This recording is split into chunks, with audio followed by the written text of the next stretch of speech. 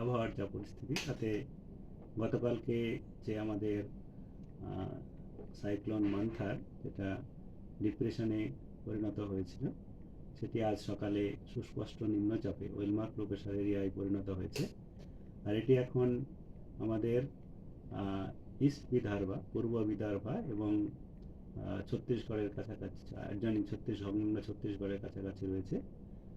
আর এটা উত্তর দিকে ক্রমশ সরে যাবে এবং আমাদের আগামী 24 ঘন্টার মধ্যে নিম্নচাপে পরিণত হওয়ার সম্ভাবনা রয়েছে, মানে আরও ইন্টেন্সিটি কমবে। কিন্তু এর প্রভাবে আমাদের রাজ্যের বিশেষত উত্তরবঙ্গে প্রচুর পরিমাণে জলীয় বাষ্প প্রবাহিত হওয়ার সম্ভাবনা রয়েছে, যার জন্য আমরা আগে থেকে যেটা বলেছি উত্তরবঙ্গে আজ এবং কাল, আজকে থেকে কালকে এবং 1 তারিখ সকাল পর্যন্ত উত্তরবঙ্গে বৃষ্টিপাতের সম্ভাবনা ক্রমশ বাড়বে। 30 তারিখে বেশি হওয়ার সম্ভাবনা। উত্তরবঙ্গের জেলাগুলিতে যে পূর্বাভাস দেওয়া হয়েছে তাতে আজকে আমাদের দার্জিলিং, কালিম্পং, জলপাইগুড়ি, আলিপুরদুয়ার, উত্তর দিনাজপুর জেলাতে ভারী বৃষ্টির সম্ভাবনা রয়েছে। আর সমস্ত জেলাতেই সর্বত্রই হালকা থেকে মাঝারি বৃষ্টিপাত হওয়ার সম্ভাবনা থাকছে। আর উত্তরবঙ্গের আমাদের দ্বিতীয় দিনে মানে আগামীকাল 31 তারিখে বৃষ্টিপাত বাড়বে এবং সেটা ভারী থেকে অতি ভারী এবং অত্যন্ত ভারী বৃষ্টিপাত, এক্সট্রিমলি হেভি 200 মিলিমিটার বা তার বেশি বৃষ্টিপাত হওয়ার সম্ভাবনাও 1-2 জায়গায় থাকছে। মূলত সেটা জলপাইগুড়ি জেলায়, কিন্তু দার্জিলিং, কালিম্পং, আলিপুরদুয়ার, কুচবিহার এসব জেলাতেও ভারী থেকে অতি ভারী বৃষ্টিপাত হওয়ার সম্ভাবনা থাকছে এবং বেশ কয়েক জায়গায় হওয়ার সম্ভাবনা রয়েছে। তারপরে 1 তারিখে বৃষ্টিপাত কমবে, কেবল আমাদের কুচবিহার এবং আলিপুরদুয়ার জেলাতে 1-2 জায়গায় ভারী বৃষ্টিপাত হতে পারে, কিন্তু 1 তারিখে কমে যাবে। 2 তারিখ থেকে আরও বৃষ্টিপাত একেবারেই কমে যাবে আর কেবল 1-2 জায়গায় বৃষ্টি হতে পারে, বেশিরভাগটাই শুষ্ক আবহাওয়া হয়ে যাবে। 3 তারিখ, 3, 4 এই সময় শুষ্ক আবহাওয়াই থাকবে। এ হলো উত্তরবঙ্গের জন্যে, সেজন্য আমরা উপরের 4টে জেলাতে দার্জিলিং, কালিম্পং, জলপাইগুড়ি, আলিপুরদুয়ারে আজকে লাল সতর্কতার ওয়ার্নিং দেওয়া হয়েছে। আর ইমপ্যাক্ট কি হতে পারে এর জন্য, আসছে আমি এর জন্য যে পরামর্শগুলো যেটা আমরা দেওয়া হয়েছে অ্যাডভাইজারি, সেখানে বলা হয়েছে যেটা মেনলি উত্তরবঙ্গে আমাদের বিশেষত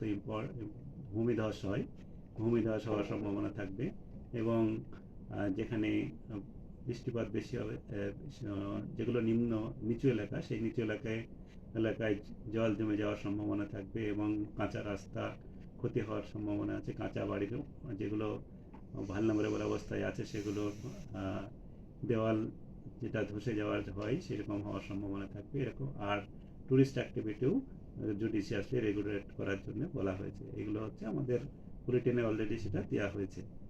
আর দক্ষিণবঙ্গের যেটা হয়েছে, দক্ষিণবঙ্গে আজকে এবং কালকে প্রায় সমস্ত জেলাতেই প্রায় সর্বত্রই হালকা থেকে মাঝারি বৃষ্টিপাত হওয়ার সম্ভাবনা রয়েছে।